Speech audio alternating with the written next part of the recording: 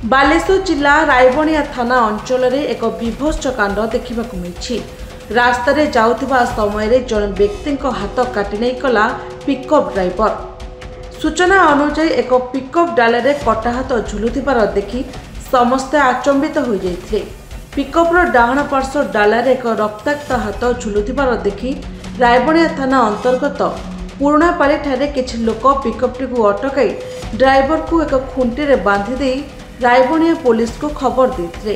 खबर पाई police driver को अटक रखी अधिक तदंत करुथिबा बेले गुरुदासपुर निकट में सुवर्णरेखा पोल उपरे हाथ कटि जाइथिबा 62 वर्षीय पूर्णचंद्र महांती को गुरुतर अवस्था स्थानीय लोके उद्धार करी जलेश्वर हॉस्पिटल को नेइथिले।